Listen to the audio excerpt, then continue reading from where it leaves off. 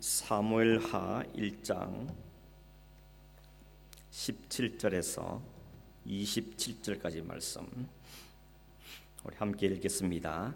다윗이 이 슬픈 노래로 사울과 그의 아들 요나단을 조상하고 명령하여 그것을 유다 족속에게 가르치라 하였으니 곧 활노래라. 야살의 책에 기록되었으되 이스라엘아, 내 영광이 산 위에서 죽임을 당하였도다. 오라, 두 용사가 엎드러졌도다. 이 일을 가더에도 알리지 말며 아스글론 거리에도 전파하지 말지어다. 블레셋 사람들의 딸들이 즐거워할까? 할례받지 못한 자들의 딸들이 개가를 부를까 염려로다. 길보아 산들아, 너희 위에 이슬과 비가 내리지 아니하며 재물 낼 밭도 없을지어다. 거기서 두 용사의 방패가 버림받음이니라. 곧 사울의 방패가 기름 부음을 받지 아니함같이 되미로다. 죽은 자의 피에서 용사의 기름에서 요나단의 활이 뒤로 물러가지 아니하였으며 사울의 칼이 헛되이 돌아오지 아니하였도다. 사울과 요나단이 생전에 사랑스럽고 아름다운 자이러니 죽을 때에도 서로 떠나지 아니하였도다. 그들은 독수리보다 빠르고 사자보다 강하였도다. 이스라엘 딸들아, 사울을 슬퍼하여 울지어다. 그가 붉은 옷으로 너희에게 화려하게 입혔고 금노리개를 너희 옷에 채웠도다. 오라, 두 용사가 전쟁 중에 엎드려졌도다. 요나단이 내 산 위에서 죽임을 당하였도다. 내 형 요나단이여, 내가 그들을 애통함은 그들은 내게 심히 아름다움이라. 그대가 나를 사랑함이 기이하여 여인의 사랑보다 더하였도다.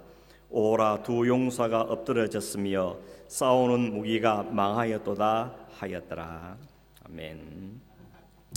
지난 한 2주간 동안 세계 뉴스의 중심에는 9월 8일 날 세상을 떠난 영국 여왕 엘리자베스 2세의 소식이 늘 가득 찼습니다. 보니까 1926년생이라니까 계산해 보니까 한 96세 되는 것 같고, 만 27세의 여왕이 되어서 영국 역사상 가장 오랜 기간인 70년을 무려 왕으로 재직을 했습니다. 그동안 계속해서 여왕과 관련된 여러 가지 이야기들이 소개를 되고 있는데, 읽으면서 느끼는 생각은 뭔가 하면 참 이 여자분도 참 고달픈 인생을 살았구나, 파란만장한 삶을 살았구나. 겉으로 보기에는 고상해 보이고 또 그렇게 고귀해 보일지 모르지만 그 속내는 참 힘들었겠다 하는 생각을 하게 됐습니다. 장례식이 내일 있는 거죠. 런던의 웨스트민스터 사원에서 치러지는 이 장례식에 한국의 대통령을 비롯해서 미국과 또 프랑스, 독일, 이탈리아 이런 여러 나라의 정상들이 참여한다고 알려져 있고, 또 이 영연방 56개국에 있는 각 총리들, 또 총리급에 해당되는 사람들이 이 장례식에 참여한다 그럽니다. 보도를 따르면 이 경호 문제가 심각하다 그럽니다. 경호를 해야 될 대상이 약 한 2,000명쯤 되기 때문에 이 2,000명을 잘 경호하는 것도 보통 일이 아니라는 그런 보도를 하는 걸 보았습니다. 아무튼 한 사람의 죽음이 온 세계의 주목을 끌고 있는 것을 보게 되었습니다. 아마 지금도 일반인들의 조문이 계속 이어지는 것 같은데, 한번 조문하려면 대기하는 줄이 한 7km 정도 되고 한 9시간 이상을 기다려야 직접 조문을 할 수 있는 것 같습니다. 직접 가서 조문하는 숫자만 해도 대략 한 75만 명쯤 된다 그러니까 참 보통 일이 아니라는 생각이 들고, 아마 내일 장례식에 온 세계에서 중계하는 걸 보면서 온 세계의 관심들이 여기에 몰리겠다 하는 생각도 들어졌습니다. 물론 이 여왕의 죽음을 다 애도하는 건 아니죠. 오히려 식민지 있었던 이런 나라들은 아일랜드라든지 인도라든지 또 남아공 이런 나라들 보니까 오히려 여왕의 죽음을 기뻐하는 그런 모습도 있다는 소식을 듣게 되었습니다. 아무튼 한 사람의 죽음이 온 세계의 주목을 끌고 있는 걸 보면서 참 신비롭기도 하고, 또 과연 이 사람이 이 자기 장례식을 보긴 볼까 이런 생각도 해보고 여러 가지 생각들을 하게 되었습니다. 때마침 오늘 읽은 오늘 본문의 말씀이 사울 왕과 그의 아들인 요나단이 죽은, 그래서 다윗이 그 죽음 소식을 듣고는 슬픈 노래 애가를 불러서 지어서 부른 이야기가 오늘 본문에 기록이 되어 있습니다. 사울의 죽음이 유다 족속에게까지 가르치라고 지금 다윗은 이야기하고 있습니다. 우리가 아는 것처럼 사울은 평생 다윗을 쫓아다니면서 다윗을 죽이려고 시도했던 사람이죠. 그러니까 그런 관계 보면 다윗과 사울의 관계는 거의 원수 같은 관계라고 볼 수가 있겠습니다. 지금도 다윗이 자기를 죽이려 하는 사울을 피해서 지금 남의 나라에 망명을 가 있는 상태죠. 그런데도 불구하고 이 다윗이 노래를 지어서 온 백성에게 가르치는 모습을 보게 됩니다. 다윗은 우리가 아는 것처럼 양치는 목동이기도 하지만 또 많은 시를 지은 시인이기도 하죠. 그런 점에서 이런 시를 통하여서 그 슬픔을 노래로 표현한 것을 보게 되었습니다. 아무튼 여러분, 다윗이 입장에서 가만히 생각해 보면 사울이 자신을 죽이려 하던 사람이기 때문에 그가 죽었다는 소식을 들으면 한편으로는 다행이다, 잘됐다, 이런 생각을 할 수도 있지 않겠습니까? 우리도 살면서 만난 사람들 가운데 어떤 사람은 좀 껄끄러운 사람이 있죠. 별로 만나고 싶지 않은 사람도 있을 수 있고, 또 길에서 부딪히면 피해가고 싶은 사람, 그런 사람도 있을 겁니다. 그런 사람이 잘 안 됐다든지 혹은 죽었다든지 이런 소식을 들으면 겉으로 말로는 참 안 됐다 말은 하지만 속으로는 잘 갔다, 이런 마음을 품을 수 있지 않겠습니까? 드러내고 말은 못하지만 그렇게 지지리도 애를 먹이더니 그냥 갔구만, 그러면서 이런 마음을 품을 수 있겠다는 생각이 듭니다. 그게 참 인간다운 그런 모습이 아니겠는가 하는 생각을 하게 됩니다. 그런데 이 다윗은 지금 자신의 정치적인 원수였던 사울이 죽었다는 그 소식을 듣고는 크게 슬퍼했다 그러죠. 하루 종일 저녁 때까지 울면서 밥도 먹지 않고 금식을 했다고 이야기합니다. 혹시 다윗의 이 한 행동이 정치적인 쇼는 아닐까?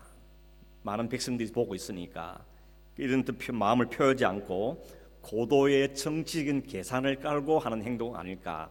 이렇게 생각할 분이 있을지도 모르겠습니다. 아마 이런 세상에는 그런 사람 많지 않습니까?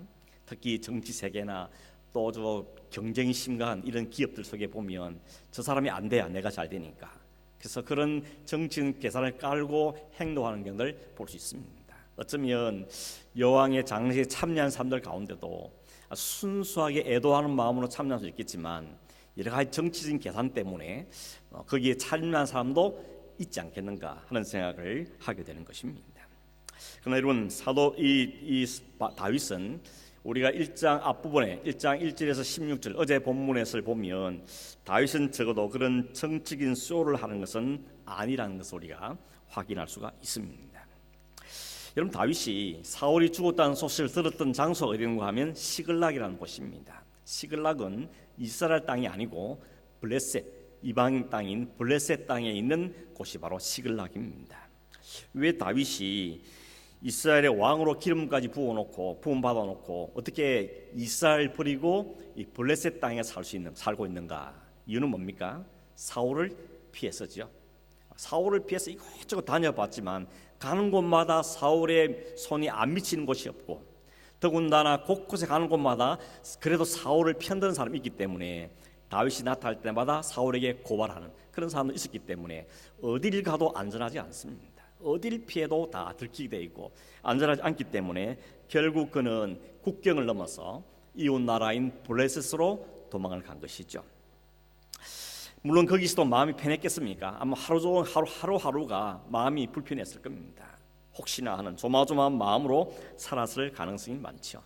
다행히도 이 블레셋의 아기스라는 왕이 다윗을 좋게 보고 그 다윗과 그 일행들을 위해서 시글락이라는 땅을 내어주고 거기서 살도록 배를 해주었습니다. 그래서 지금 그들은 한 600명 정도가 이 시글락이라는 곳에서 살고 있었던 것입니다. 그런데 거기서도 늘 편안한 건 아니었습니다. 위기가 찾아왔죠. 한 번은 블레셋과 이스라엘의 전쟁이 벌어졌는데 아기스 왕이 다윗에게 말하기를 이번 전쟁에는 당신도 같이 가자.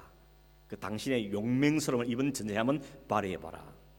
다윗에 대해서 아기스는 철떡까지 믿고 있었고, 더군다나 다윗과 사울의 관계는 서로 원수 관계이기 때문에 이번에 가서 내 속 한번 한을 풀어라, 이런 의미로 이 아기스가 다윗을 전쟁 때 함께 가자고 권했습니다. 다윗은 거절할 수가 없죠. 거절할 수가 없는 상태이기 때문에 어쩔 수 없이 그 전쟁에 참여하게 됩니다. 아마 마음으로는 얼마나 불안했겠습니까?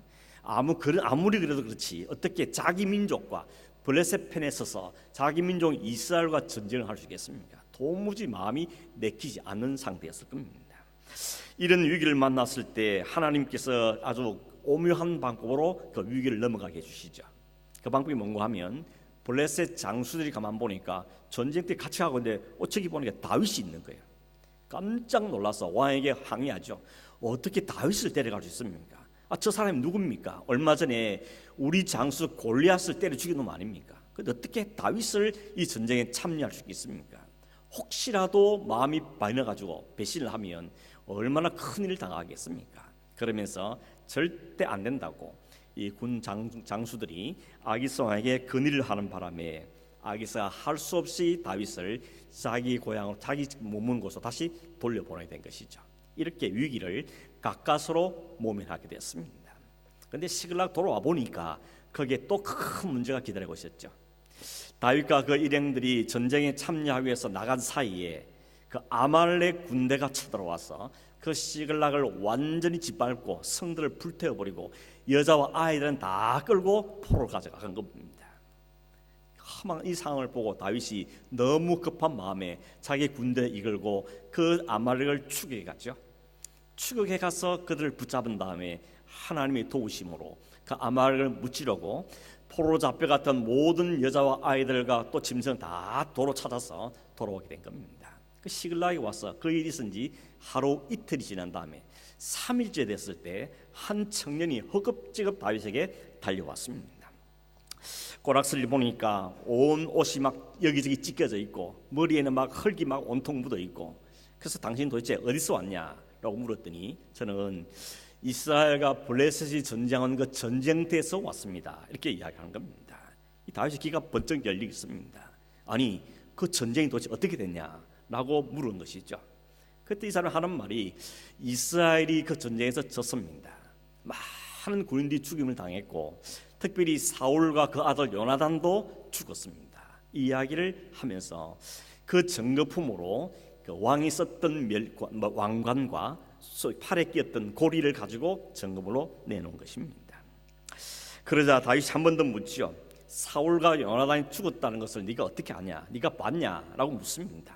그랬더니 그가 이렇게 말하죠. 내가 우연히 그 전쟁이 벌어지고 있는 그 길보아산을 가게 됐는데 그 길보아산에 가보니까 전쟁이 막바지인데 사울이 부상을 입고 도망을 다니고 있는데 도망가다가 나를 발견했습니다. 그리고 나를 부르더니 나를 좀 죽여달라고 부탁했던 것입니다. 왜냐하면 도저히 살 가망성이 안 보이기 때문에 저 블레셋 사람들 손에 죽느니 차라리 네가 나를 죽여달라고 요청하는 바람에 나도 보니까 도저히 사울이 살아날 가능성이 없어 보여서 제가 그의 요구대로 그 사울을 죽이고 그 사람의 이 면류관과 팔골을 가져온 겁니다. 보십시오 라면서 증거물로 내놓은 것입니다. 이 청년의 말은 다 거짓말이죠. 다 거짓말입니다. 왜냐하면 우연히 길보아산에 갔다 그랬는데 여러분 우연히 전쟁터 가는 사람은 없습니다. 이 사람이 전쟁한 이유는 뭔가 하면 전쟁이 끝나고 나면 여기저기 여러 가지 전쟁의 결과물 전리품들이 막 늘어져 있기 때문에 그거 챙기려고 그 전쟁이 끝나다 기다렸다가 그 길보아산에 갔던 겁니다. 전쟁 막바지에 간 것이죠. 그 속셈은 그랬지만 다윗에게는 거짓말로 지금 이야기한 겁니다. 우연히 갔다고 말합니다. 두 번째는 사울이 살 가망이 없어 보이길래 그분이 요청해서 내가 그를 죽였다고 이야기합니다. 그런데 앞장인 사무엘상 31장에 보면 사울이 어떻게 죽었는지는 분명하게 이야기하고 있습니다. 사울이 진짜 전쟁터에서 적군이 쏜 화살에 맞아서 크게 부상을 입었습니다. 자기가 생각해 보니까 도저히 살아날 가능성이 없어 보입니다. 그래서 자기 곁에 있는 자기 부하에게 야, 너 칼로 날 죽여달라. 내가 어떻게 저 블레셋 사람들 손에 죽겠냐? 차라리 네 손에 죽겠다라고 요청하죠. 근데 이 부관이 아무리 그렇지 내가 어떻게 왕을 죽입니까? 내가 왕을 위해서 목숨 내야 되는 사람인데 어떻게 왕을 내가 죽일 수 있겠습니까? 라고 손살을 치고 거절하니까 결국 사울이 자기 칼을 뽑아서 그 위에 칼에 엎드려서 자살을 했다는 것입니다. 더군다나 이런 사울이 자결한 이유가 뭐라 그랬죠? 저 어떻게 블레셋 사람들, 할례 받지 않은 백성에게 군인이 내가 죽을 수 있느냐 하는 것이 스스로 죽은 이유라 그랬습니다. 근데 이 소년이 사울을 따라와서 사울에게 불을 봤을 때 너 누구냐 물었더니 나 아말렉 사람입니다 라고 대답했거든요. 블레셋 사람도 할례 받지 않은 이방인 사람이지만 아말렉 사람도 마찬가지로 할례 받지 않은 이방 사람입니다. 할례 받지 않은 이방 사람의 손에 죽기 싫어서 자결 하는 그 사울이 어떻게 아말렉 사람한테 내 생명 네게 맡길 테니까 나 죽여달라 라고 말할 리가 없다는 것입니다. 역시 거짓이었던 것입니다. 이 청년이 거짓말한 이유가 뭐겠습니까? 딱 계산을 한 겁니다. 계산을 딱 해본 것이죠. 속셈이 있었던 겁니다. 사울은 죽었는데 그 사울의 죽음을 갖고 어떻게 하면 내가 내 이익을 챙길 것인가 라는 머리 계산을 한 겁니다. 그리고 이 사람은 이미 사울과 다윗의 관계를 아는 청년인 것이죠. 사울과 다윗 서로 원수관계다. 그러니 사울이 죽었다는 소식을 전해주면 다윗이 틀림없이 기뻐할 거다. 거기다 덧붙여서 그 사울이 죽는데 내가 한몫했다는 이야기를 하면 아마도 다윗이 나에게 큰 상을 주지 않겠는가. 이런 계산이 딱 서니까 그 사흘 길을 걸어서 다윗에게 달려가서 이 소식을 전하게 된 것입니다. 이걸 보면서 그런 생각이 들지요. 인간의 참 못된 심보를 역시 이 사람에게서도 우리가 발견하게 된 것입니다. 다른 사람은 지금 죽어가고 있는데 불행을 당하고 있는데 그 불행을 이용해서 내 이익을 챙겨보겠다. 이게 인간의 못된 심보죠. 여러분은 어떻습니까? 여러분은 안 그렇죠? 저는 제 안에 들어보니까 그런 못된 심보 있더라고요. 다른 사람이 잘 되기보다도 좀 잘 안 되길 바라는 마음. 특히 동종에 있는 사람, 그죠? 동일 직종에 있는 사람들, 이런 경우에 경쟁이 있는 것입니다. 은근히 잘 되던 게 좀 삐끄덕거려서 좀 틀어지기를 바라는 이런 못된 마음이 있는 걸 보게 되고, 다른 사람이 실패하는 걸 통해서 내가 상대적으로 뭔 이익을 볼 수 있을 것인가, 이런 계산이 나도 모르는 사이에 본능적으로 내 머릿속에 돌아가는 걸 보면서 참 못된 놈이다, 이런 마음이 드는 것입니다. 여러분 말고 저 말입니다. 이 못된 심보가 사람 안에 있는 것이 그게 본능적으로 생기더라는 것입니다. 사울의 죽음을 본 이 아말렉 청년은 그 사울의 죽음을 안타까워하기보다는 그 죽음을 통해서 내가 무슨 이익을 챙길 수 있을 것인가, 여기에 머리가 돌아갔다는 것입니다. 그리고 여러분, 결국 그 계산은 잘못된 계산입니다. 그 계산한 것 때문에 이 사람은 죽임을 당하는 것입니다. 여러분, 이런 허망하고 잘못된 계획을 세웠다가 이 사람은 오히려 여호와의 기름 부은 자를 죽이기를 두려워하지 않았다는 이유로 다윗에게 즉사가 바로 적결 침파를 나가는 그런 처지에 대고 만 것입니다. 여러분, 다윗은 어떻게 반응했습니까? 오늘 성경에 보니까 다윗이 이 말을 듣자마자 자기 옷을 찢고 저녁 때까지 슬퍼하며 음식을 먹지 않고 금식을 하고, 그리고 자기가 슬픈 노래를 지은 다음에 자기뿐만 아니라 유다 족속 모든 족속들한테 이것을 불러라, 이걸 외워라 라고 이야기한 것입니다. 어떤 사람은 이게 정치적인 쇼가 아니겠는가 그런 말도 있지만 그렇지는 않다는 것을 우리가 알 수가 있습니다. 이것이 어디에 기록되는가 하면 야살의 책에 기록됐다, 이렇게 오늘 성경에 이야기하고 있죠. 여러분, 야살의 책이란 것은 오늘 우리에게 전해지지 않기 때문에 구체적으로는 잘 모르지만 성경에 야살의 책에 기록됐다는 표현이 딱 두 번 나옵니다. 한 번이 오늘 성경에 나온 이 이야기가 야살의 책, 이 다윗의 시가, 노래가 야살의 책에 기록되어 있다고 말하고 있고, 여호수아 10장에 보면 또 한 번 이 사건이 야살의 책에 기록되지 않았느냐, 이런 말이 나옵니다. 여호수아 10장에 무슨 일이 있는가 하면 이스라엘 백성들이 이제 광야에서 그 요단강을 지나서 이제 여호수아를 대장으로 가나안 땅에 들어가죠. 그 가나안 땅에 들어가서 여러 민족들과 전쟁을 하게 되는데 가장 먼저 부딪힌 사람이 바로 그 싸웠던 대성 중에 하나가 아모리 족속이 있었습니다. 이 아모리 족속과 전쟁을 벌이는데 하나님이 이 여호수아를 도와주니까 이 전쟁이 역시 이깁니다. 그 전쟁은 거의 이겼는데 이제 막바지쯤 됐는데 안타깝게도 해가 지는 겁니다. 날이 어두우면 전쟁을 하기가 어려우니까 요즘처럼 조명탄 쏠 수도 없고, 그러니 요청하는 거죠. 하나님, 이 해가 좀 머물게 해주십시오. 달이 좀 머물게 해주십시오. 돌아가지 않게 해주십시오 라고 하나님께 요청하고 하나님이 그걸 들어주시죠. 그래서 성경에 말하죠. 태양이 중천에 머물러 있고 달이 하늘에 멈췄다, 시간이 멈췄다는 겁니다. 그러니 그 넉넉한 시간에 이스라엘의 모든 아모리 족속들을 다 진멸시키고 승리했다는 이야기가 나오는데 그 이야기가 야살의 책에 기록됐다라고 성경은 말씀하고 있습니다. 이것 보면 야살의 책이라는 게 어떤 책인 것 같습니까? 이스라엘이나 혹은 이스라엘 사람들 가운데 아주 용맹스럽고 아주 놀라운 사건들이나 이런 일들을 기록하고 있는 무슨 영웅담 같은 그런 책이 바로 야살의 책이라는 것을 우리가 짐작해 볼 수가 있는 것입니다. 그 책에 지금 이 내용이 기록되어 있다고 성경이 이야기하는데 그게 19절부터 27절에 있는 내용인 것입니다. 우선 19절에 보시면 다윗이 이렇게 노래를 시작합니다. 이스라엘아 내 영광이 산 위에서 죽임을 당하였도다. 오호라 두 용사가 엎드러졌도다. 죽은 사람이 누굽니까? 두 용사 사울과 그 아들 요나단이 죽었습니다. 그런데 뭐라고 말하는가 하면 이스라엘의 영광이 산 위에서 죽임을 당했다고 말합니다. 사울과 요나단의 죽음을 이스라엘의 영광이 죽었다고 표현한다는 겁니다. 무슨 이야기입니까? 다윗이 개인적인 입장에 볼 때 사울은 자기에게 정치적인 원수이기도 하지만 그러나 그는 이스라엘의 왕이라는 것입니다. 그가 이스라엘의 왕입니다. 자기를 죽이려던 그 지긋지긋한 사람이 죽었다는 게 자기는 기쁜 일일 수 있지만 그러나 이스라엘 공동체 전체를 볼 때 이는 이스라엘의 왕이었기 때문에 그 왕이 죽은 것은 애통하고 슬퍼할 일이라는 것을 이야기하고 있는 것입니다. 이것이 다윗이 이 사건 혹은 사울을 보는 시각입니다. 어떻게 보느냐, 이 사람을 어떻게 보느냐, 이 일을 어떻게 볼 것인가, 이를 우리는 관점이라 그러죠. 보는 눈, 시각이라고 말합니다. 다윗은 사울의 죽음을 이스라엘의 왕의 죽음으로 보았다는 것입니다. 내 개인의 원수의 죽음을 본 것이 아니고 적어도 이는 하나님이 기름 부어 세운 이스라엘 왕의 죽음이라고 그는 보았다는 것입니다. 그러니 길보아스에 죽은 이 두 사람은 내 개인적인 원수가 죽은 것이 아니고 하나님이 세우신 그 이스라엘 나라의 왕이 죽었기 때문에 이것은 슬퍼하려고 애통할 일이라고 보는 것입니다. 그냥 개인적인 원수만 보았다면 이건 잘된 일이죠. 그러나 하나님이 이스라엘 위에서 세운 나라 왕이었다면 이것은 슬퍼할 일이라고 말할 수가 있는 것입니다. 원래 우리도 마찬가지입니다.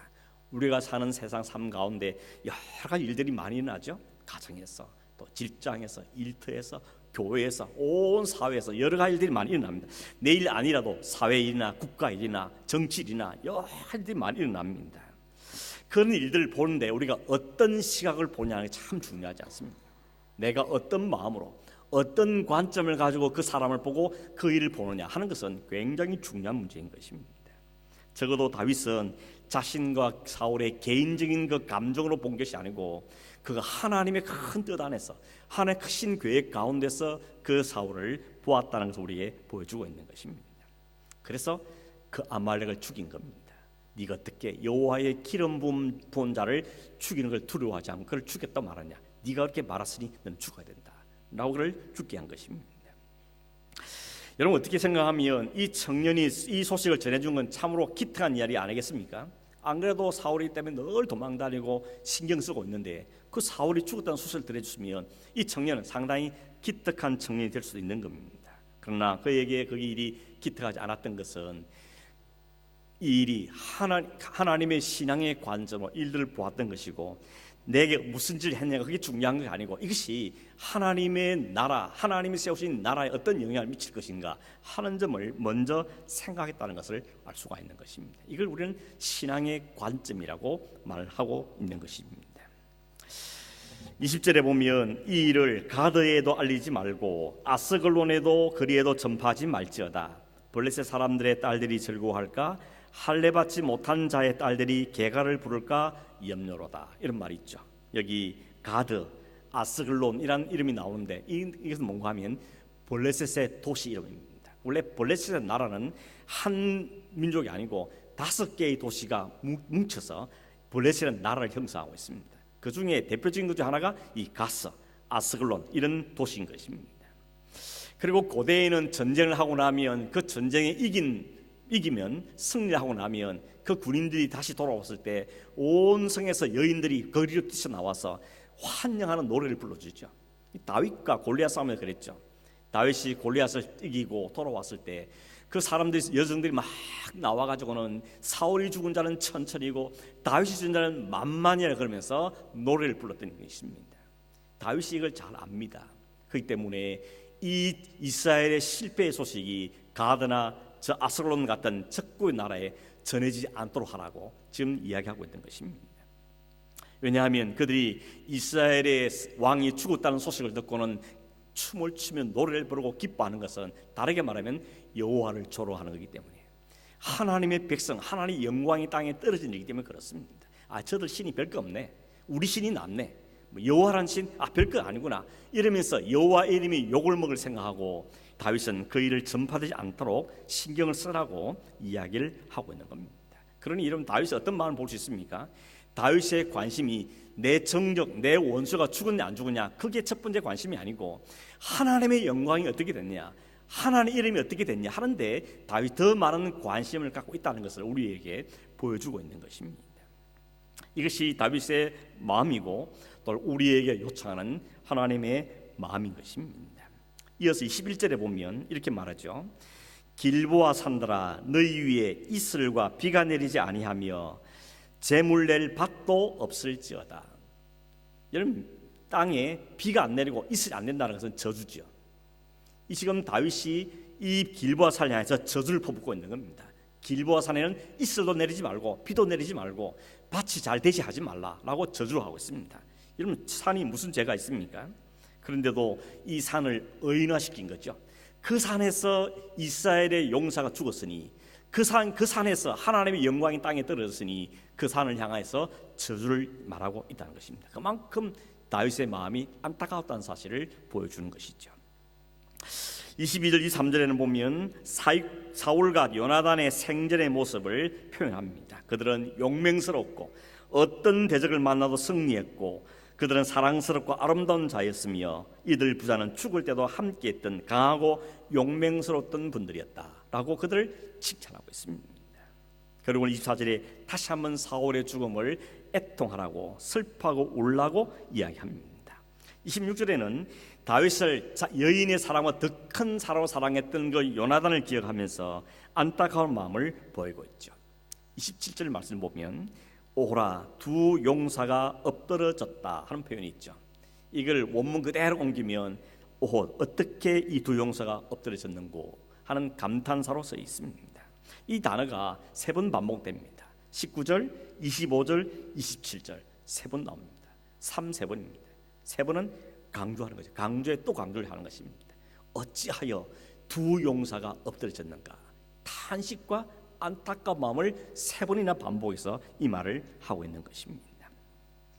여러분, 우리가 어제 오늘 이 사무엘 하 말씀을 묵상하면서 1장에서 이 사울의 죽음을 바라보고 이 죽음을 해석하고 적용하는 정반대의 두 인물을 우리가 보는 것입니다. 하나는 그 사울의 죽음을 자신의 이익을 위해서 이용해 먹는 아말렉 청년이고, 또 한 사람은 사울과 요나단의 죽음으로 이방인에게서 하나님이 모욕당하는 것을 안타까워하는 그 다윗의 태도를 보게 되는 것입니다.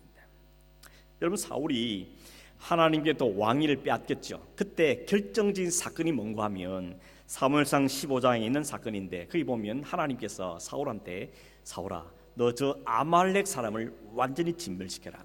남녀노소 짐승까지도 하나도 남기지 말고 다 진멸시키라고 하나님 말씀하십니다. 하나님께서 도우심으로 사울이 그 아말렉 전쟁에서 완전히 승리하죠. 그런데 하나님 말씀대로 하지 않습니다. 그 짐승들 중에 살찌고 좋은 것은 따로 남겨두고 별 볼 없는 것들만 다 죽였습니다. 그걸 보고 하나님께서 아주 진노하십니다. 왜 하나님 말씀에 순종 아니라고 책망하죠. 어느 정도에 말하는가 하면 내가 사울을 왕으로 세운 것을 후회한다 그랬습니다. 하나님은 후회하지 않는 분입니다. 그런데 하나님 후회한다 표현한 것은 그만큼 사울의 한 행위가 하나님 마음에 합하지 않았다는 것을 표현한 것이죠. 사울은 핑계를 댑니다. 이 좋은 것들 왜 죽이냐고, 이걸 남겨뒀다가 하나님께 제사한 데 쓰면 얼마나 좋겠냐고 그렇게 이유를 댑니다. 하나님 뭐라 그러죠? 무슨 소리 하냐, 하나님은 순양과 제사보다도 하나님 말씀에 순종하는 것을 더 원하시는 분이다 하고 하나님은 그에게 징계를 하는 걸 볼 수 있는 것입니다. 여러분, 왜 아말렉 그렇게 하나님은 진멸하라고 이야기했을까요? 아말렉은 사람이 어떤 사람인가 이유를 알면 알 수 있는 겁니다. 이스라엘이 애굽 땅에서 나온 다음에 광야를 갈 때 그들의 길을 제일 먼저 가로막았던 민족이 이 아말렉 민족입니다. 못 가, 가긴 어딜 가 라고 그들을 막았던 민족이 있습니다. 그래서 전쟁이 벌어졌죠. 이 전쟁 여러분 잘 아는데 출애굽기 17장에 보면 여호수아가 나가서 전쟁을 싸우고 모세는 산 위에 올라가서 손을 들고 있죠. 이 모세의 팔이 아파서 내려오면 전쟁이 밀리고 다시 손을 올리면 전쟁이 이기고, 이런 모습을 본 모세의 이 아론과 훌이 보고는 안 되겠다 싶어서 양쪽에서 팔을 꽉 붙잡고 있죠.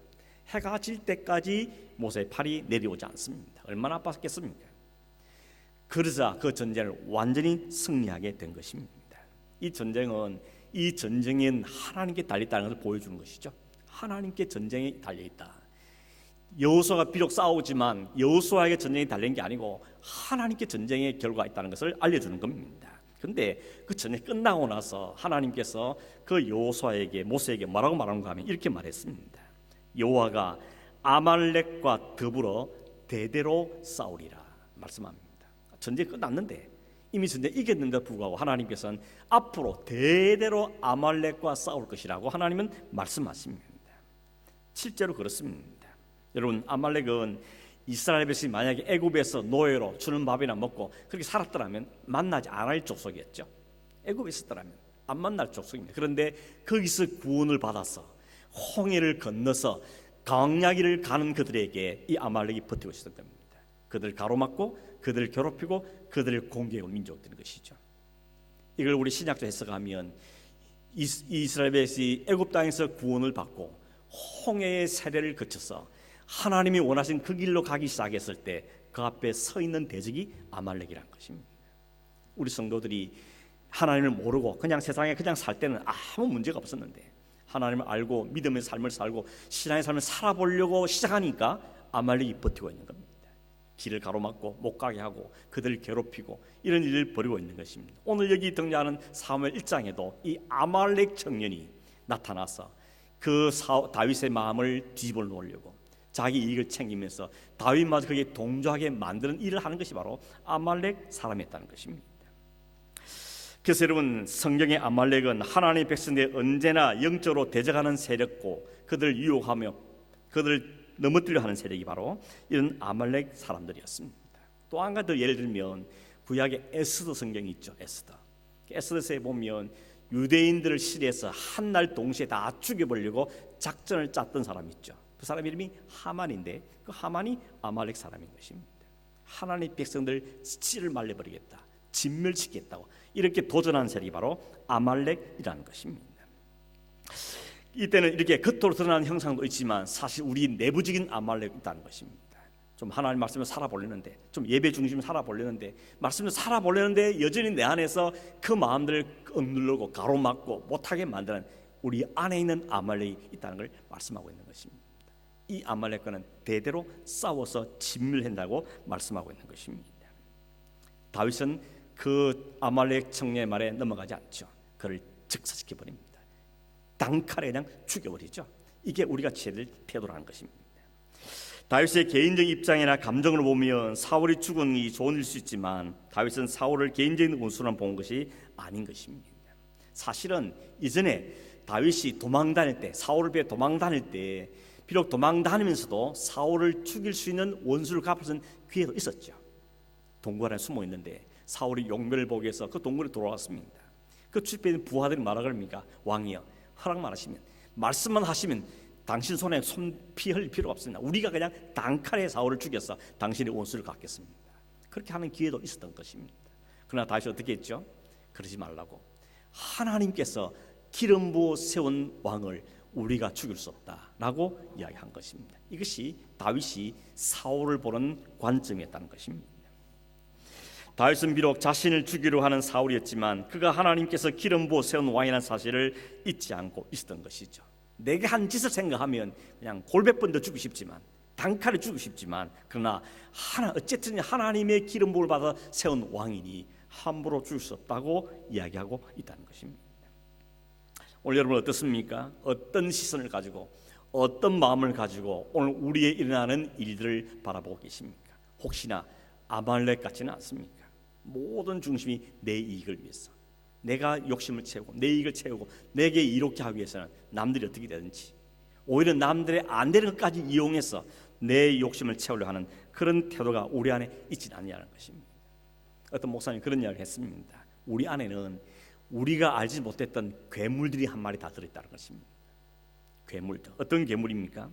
겉으로 보기에는 양복 입고 넥타이 메고 뭐 뻘떡해 보이지만 이 안에 괴물들이 한 마리 있다는 것입니다. 그래서 다른 사람에 대해서 분노하게 만들고, 다른 사람 하는 행동에서 칼을 품게 만들고, 한번 기회만 오면 본때를 보여주겠다, 이런 마음을 품게 만드는 이런 괴물들이 우리 안에 살아있다는 것입니다. 그 괴물을 어떻게 한다는 것입니까? 다윗이 한 것처럼 죽여버려야 한다는 것입니다. 그걸 처단해야 한다는 것입니다. 다윗은 분노에 될 그 상황에 분노하지 않고 기뻐하라고 소식을 전해주면 그 기뻐한 것이 아니라 오히려 그 일에서 슬퍼하고 안타까워하고 슬퍼의 노래를 지어서 부르라고 이야기했다는 것입니다. 여러분, 다윗이 천성이 너무 착해서 그런 것입니까? 도대체 이런 마음이 언제부터 생긴 겁니까? 그가 원래부터 그런 천성을 가진 건지, 아니면 뭔가 특별한 사건이 있었기 때문에 다윗이 이렇게 바뀐 것인지, 도대체 무엇입니까? 그 답이 사무엘상 16장에서 찾을 수 있다고 생각합니다. 사무엘 16장에 보면 하나님께서 이제 사울을 버리시로 작정한 다음에 그 사울의 대신해서 이스라엘 왕을 세울 자를 하나님께서 세우라고 쓸 선지자를 이새의 집으로 보내죠. 이새의 아들들 가운데 왕이 있다는 것입니다. 그 사무엘 선지자가 기름을 들고 그 집을 찾아갔습니다. 그리고 첫째 아들 엘리압이 있다고 왔죠. 딱 보자마자 이 사무엘 선지자 마음에 이 사람이다, 이 사람 기르면 되겠구나 라고 아주 흡족한 마음이 생겼습니다. 하나님 어떻게 했죠? 안 돼, 놓으라 합니다. 왜 너는 사람의 용모와 키를 보느냐? 사람의 용모와 키를 보지 말라고 하나님이 말씀하셨습니다. 이 말 중요한 말입니다. 용모와 키를 보지 마십시오. 키가 중요한 게 아니라는 것입니다. 근데 둘째도 아니었습니다. 셋째도 아니었습니다. 7이 다 지나갔는데 다 불합격이었습니다. 당신 아들 다 왔냐 없냐 또 없냐 물어봤더니 한 놈 막내가 하나 있는데 그 막내는 지금 저 들판에서 양치고 있다고. 왜 안 오라 그랬냐? 그놈은 형들에 비하면 별 볼품 없기 때문에 별로 안 될 거 이미 생각했기 때문에 부르지도 않았다고. 그런 말은 없지만 그런 뉘앙스를 품고 있는 것입니다. 근데 하나님 이 선지자가 데려오라고, 그 아들이 오기 전까지 내가 식사 안 하겠다고. 왔는데 보니까 붉고 용모 아름답고 하나님 마음에 감동을 주시는데 이게 기름 부어라. 그래서 그 아이에게 기름을 부은 겁니다. 그 기름을 부었을 때 성경이 이렇게 말합니다. 이날 이후로, 이날 뭔 날이죠? 그의 기름을 부은 그날 이후로 여호와 영이 크게 그에게 감동했다고 말씀하고 있습니다. 여호와 영, 오늘 우리 말하는 성령께서 그 다윗에 크게 감동했다는 겁니다. 바로 다음 구절에 말하는가 하면 이렇게 말합니다. 여호와 영이 사울에게서 떠나고 대신 악령이 그를 번뇌하게 하였다. 여호와 영이 다윗에게 크게 감동하고 대신에 사울에게는 떠나갔다는 겁니다. 그 안에 악령이 그를 지배하게 됐다는 것입니다. 이게 키포인트인 겁니다. 이게 키워드입니다. 여호와의 영이 그를 크게 감동했을 때, 그 여호와 영이 자신을 지배할 때, 그 여호와 영이 인도하심에 순종했을 때 다윗에게는 일반적인 인간적에서 나타날 수 없었던 그 분노를 잘 다스릴 줄 알고 원수를 원수로 갚지 아니하고 오히려 슬픔에 애통하는 그 신앙의 품격 있는 인격의 모습을 우리에게 보여주고 있다는 것입니다. 그렇다고 여러분, 다윗이 늘 그랬냐? 그렇지 않았죠. 다윗도 여전히 실수하고 실패도 했습니다. 다윗이 실패했을 때 처절하게 지은 시가 시편 51편이죠. 거기 보면 하나님이여, 내가 죄악 중에 태어났습니다. 내 죄를 제발 우슬조로 씻어주고 청결해 주십시오. 그런데 하나님께 간구에 부탁하면서 하나 더 간구합니다. 하나님, 제발 내게 성령은 거두지 말아 주십시오.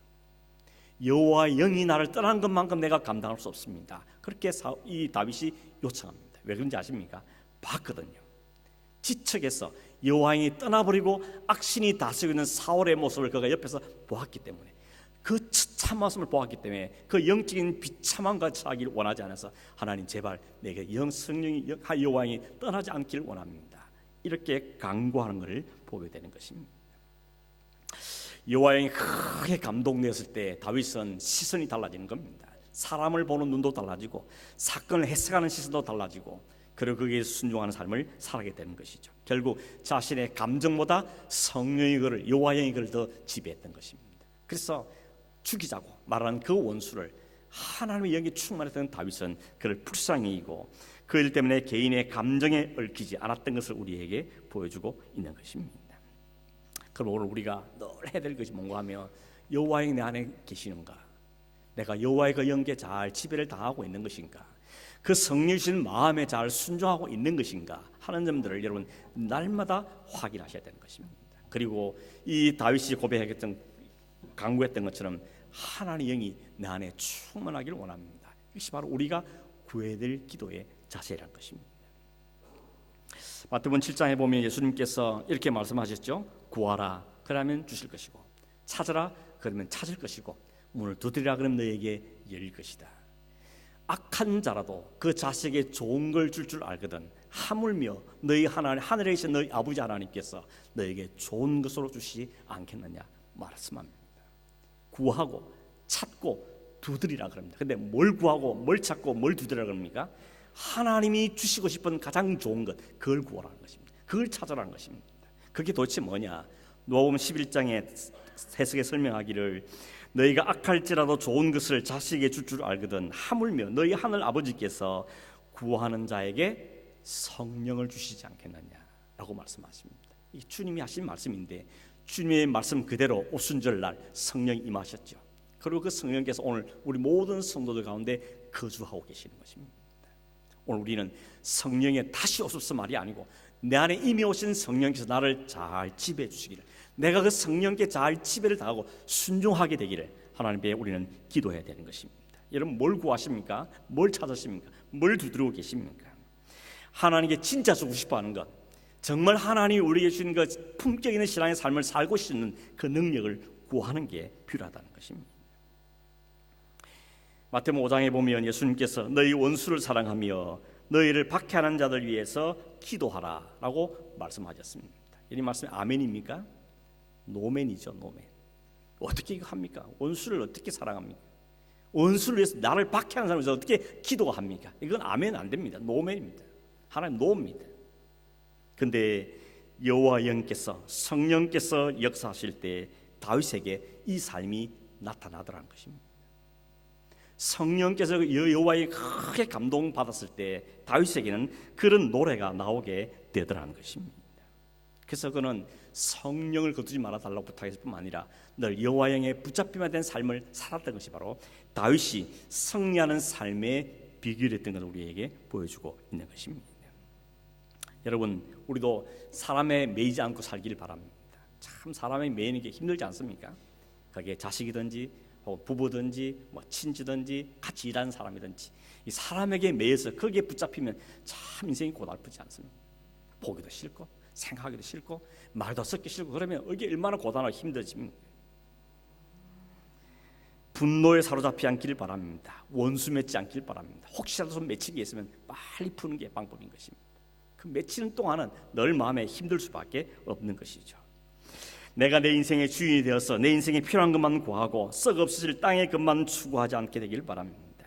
다윗이 한 것처럼 모든 것이 주님의 뜻 안에 있습니다. 하나님의 주권을 인정하고 하나님이 세운 사람이고 하나님이 패하고 하나님이 하실 일이니 하나님께 그 주권을 맡게 되는 이 태도가 너무나도 중요한 태도라는 것입니다. 사도 바울이 로마 14장 13절에서 이런 말씀하셨습니다.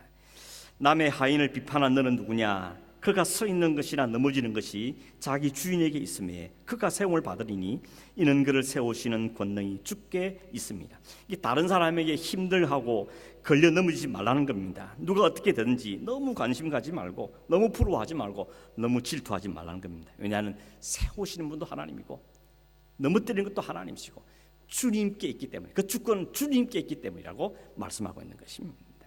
어떤 분이 이 표현을 보고 이러더라고요. 맨날 죽겠다 하지 말고 죽게 있다고 하라고. 저 사람 때문에 죽겠다, 저 일 때문에 죽겠다 이러지 말고 이것도 죽게 있습니다. 저 사람도 죽게 있습니다. 이 일도 주님께 있습니다. 주님, 주님의 뜻을 주십시오. 여러분 이 고백이 여러분 고백이 되길 바랍니다. 죽겠다 말고 죽게 있습니다. 어른을 만나면 죽게 있습니다. 힘든 사람 만나면 죽게 있습니다. 모두 주님께 있습니다. 이 고백이 우리의 고백이 될 수 있기를 바랍니다. 말씀드렸습니다. 여러분 내 안에 또 살아가는 이 아말렉 본성들을 죽여버려야 됩니다. 없애버려야 됩니다. 근데 우리 힘으로 잘 안 되죠. 그래서 성령님이 오실 거 아닙니까? 성령이 우리의 마음을 주실 때 순종하고 기도하고 하나님 의탁할 때 성령께서 우리 안에 그 욕심과 그 모든 이기적과 분노한 마음을 가라앉히시고 죽여주시죠. 성령의 열매가 뭡니까? 사랑하고 기뻐하고 오래 참고 자비하고 충성하고 온유하고 절제하고, 이게 우리가 맺는 열매가 아니고 성령이 우리 안에 맺히는 열매인 것입니다. 우리가 우리의 인생에서 우리 가정에서 어떤 일터에서든지 하나님을 우리 삶의 주인으로 모셔드리고 하나님의 이름이 높임을 받기를, 하나님의 영광이 어떻게든 좀 관심을 가지며 하나님 나를 통하여서 우리 가정을 통해서 내가 하는 일을 통해서 영광을 받으십시오. 하나님 이름이 높임을 받으십시오. 그렇지 않을 때 애통할 수 있는 마음, 내 안에 그 아말렉 때문에 애통하고 하나님 이름이 욕먹는 것 때문에 애통하지 내 개인적인 원수 이것 때문에 애통하는 것이 아니라 하나님의 영광을 위해서 살아가는 그런 삶을 살아가는 그런 이런 신앙의 인격을 가질 수 있는 우리가 되길 위해서 날마다 기도하고 성령에게 자신을 내어드리는 삶을 사는 저 여러분 되기를 주의 이름으로 축원합니다. 기도하겠습니다. 고마우신 하나님 아버지, 우리 인간적인 본성에도 불구하고 우리를 구원하시고 하나님 자녀 삼으신 것을 감사함을 드립니다. 그러나 이 죄악된 본성이 완전히 부수지 않았기에 여전히 아말렉 같은 이 본성들이, 이 못된 심보가 우리 안에 남아있는 것을 고백합니다. 주님, 성령께서, 여호와 영께서 우리를 충만케 역사해 주셔서 생각하고 보고 듣고 해석하고 적용하는 모든 일들이 하나님 영광이 우선되게 하시고 하나님 주신 마음과 기쁨과 감사함으로 살아가는 우리의 인생이 되도록 주님 인도하여 주시옵소서. 맺히는 것들이 주 안에서 풀리도록 도우시고 모든 이 주께 있음을 고백하며 살아가는 우리의 삶이 되도록 도우시고 내가 내 주인 되지 않고 사는 저희 되게 하여 주시옵소서. 그로 같이 예수님의 이름으로 기도하옵나이다. 아멘.